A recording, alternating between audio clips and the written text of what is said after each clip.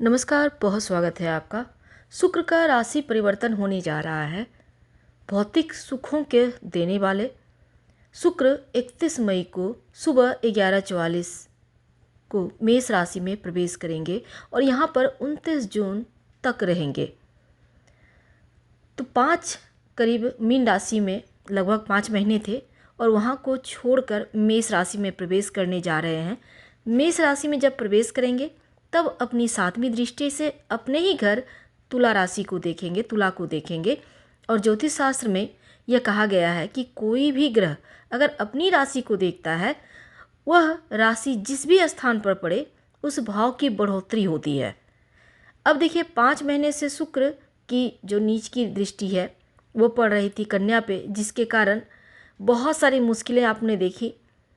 लेकिन वर्तमान समय जब मेष राशि में शुक्र बैठेंगे और तुला को देखेंगे अपने ही घर को, तो पूरी तरह से, यानी कह सकते हैं 200% पूरी तरह से चीज़ें बदल जाएगी। ये प्रेडिक्शन चंद्र राशि पर आधारित है। वीडियो के अंत तक बने रहिए। तो तुला राशि वालों, शुक्र आपके प्रथम और अष्टम भाव के स्वामी हैं और सप्तम भाव में गोचर कर रहे हैं। तो शुक्र का सप्तम भाव में आना, नए मित्र, नए सहयोगी आपको मिलेंगे 29 जून के पहले।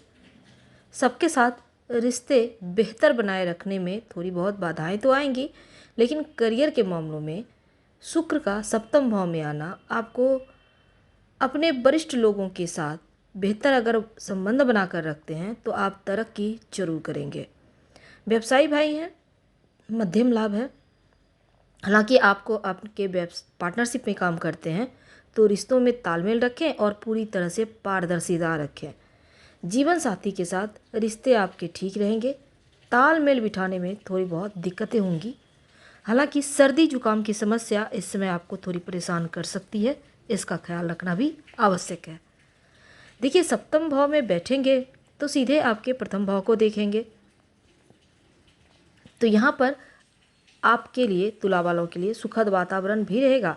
आपका प्रभाव बढ़ेगा, महत्वाकांक्षाएं पूरी होंगी।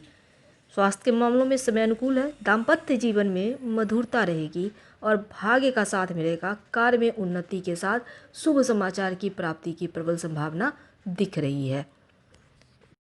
तो शुक्र मेष राशि में आकर स्वयं तुला राशि को देखेंगे तो 5 काम काफ़ी समय से जो आप प्रयास कर रहे थे वो आपका अब बन जाएगा।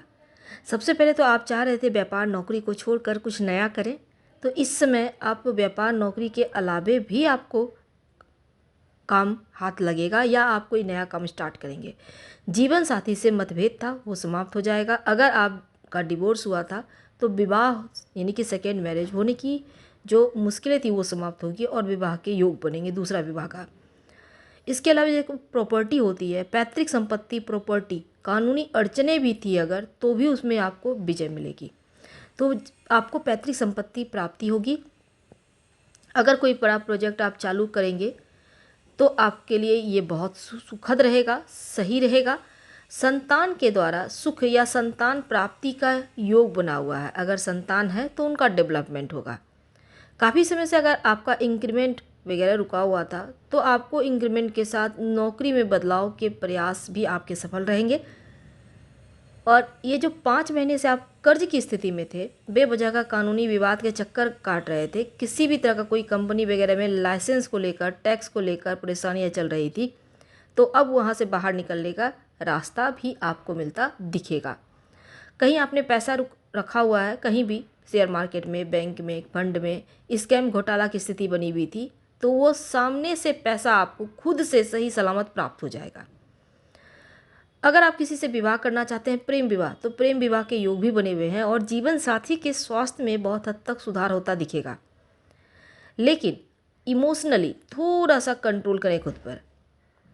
इस समय पैसों पर थोड़े कंट्रोल कीजिए, नहीं तो आपके रिश्तेदार या आप पार्टनरशिप में काम करते हैं तो आपका नाजायज़ फ़ायदा उठाया जा सकता है।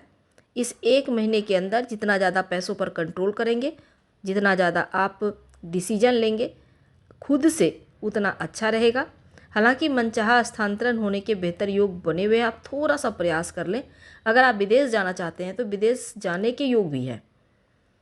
अब यहाँ पर एक और चीज़ है, कि 100% आपके जीवन में ये चीज़ें एक जो 29 जून के पहले होगा। हम आपसे विदा लेंगे। धन्यवाद।